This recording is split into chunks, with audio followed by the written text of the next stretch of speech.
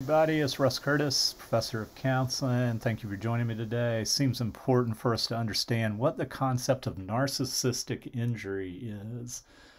This is for people who would score high in narcissistic traits. I predict we're going to see more of this, not necessarily that it be neurological, which I believe a lot of dark triad traits are. We could trace that back to some neurological abnormalities. I think there's probably some training in our society today that's making people feel like it's okay to be narcissistic. And so we need to be really careful and understand everything we can about narcissism. And here's what narcissistic injury uh, is that people who score high in this trait will perceive things such as an insult or criticism or slights as highly damaging to their very fragile self-esteem. Okay, so that's one thing that they will project a perceived confidence and dominance and so forth, but that is based off of and stems from a very fragile self-esteem. And so some examples, what would be examples that would cause somebody high in narcissism injury? And I'm putting that in quotes. Constructive feedback. Now, I do believe feedback is best. Now, first of all, let's just say, hey, I don't think anybody is crazy about feedback, particularly when we don't ask for it. But so just realize, oh, yeah, I don't like feedback either. I must have this. No, there's always on a continuum. I do think feedback is more effective when it's asked for because that tells us about stage of change. The person actually wants to change.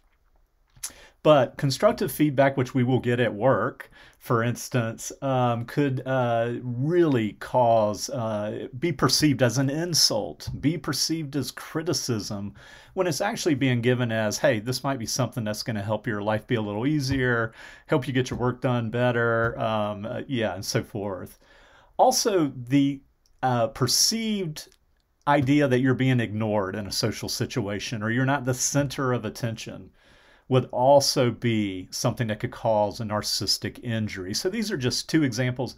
One other I'll give, I'm always impressed, well, not always, but a lot of times impressed with athletes because a lot of times when asked, like if they lose a game or if they don't perform their best, whether it's in the pool or on the track or whatever it might be, they're usually like, yep, I've got to get back to the drawing board. I need to work harder on this. I've learned a lot from this. Even though I didn't achieve what I wanted, it gave me some good information on what I need to work on.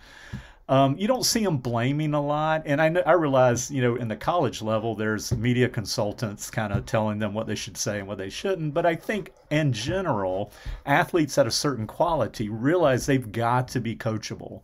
They've got to listen to the experts on how they can improve their game or swim and stroke or whatever it might be. And one thing you will hear about folks, and I suspect you could see this, and this isn't like diagnostic, but people that are just uncoachable, that when they are given advice, like maybe even at a young level or early age, and like, hey, so-and-so, I think we can improve your free throw by, keeping your elbow in or what have you. And then that becomes like, well, I'm just not going to play the sport anymore. That's perceived as an insult, as criticism, and not perceived as, no, we're just trying to help you be the best basketball player you can. I think we could also say this about being unteachable.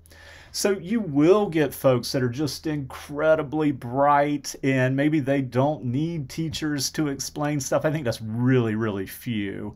And that may be as well with athletes, that there are that 0.1% that are just so good they don't need a coach after a certain age.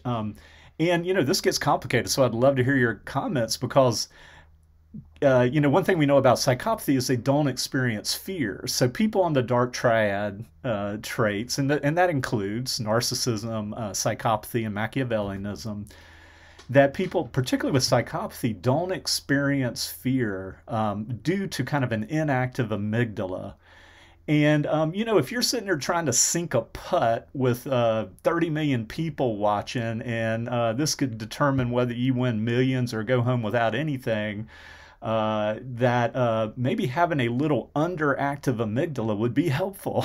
So, but even then, I would say that, and I'm thinking of golf right now, that these folks oftentimes have a coach that they listen to and sometimes change up their entire swing, even though they've achieved so much at such a level.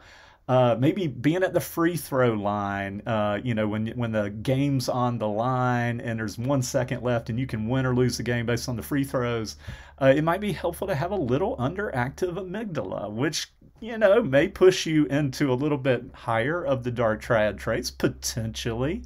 Again, not being diagnostic, we always want to triangulate data and assess from multiple sources, so I'm not doing that. But having folks that are unteachable, uncoachable, because a lot of times that teaching and coaching is perceived by folks high in narcissism as an insult, as criticism, as a slight to their fragile self-esteem. All right, let me know your thoughts on this as we talk about this, and I think this is something our society needs to talk more about. And I hope you have a good day. We'll talk soon.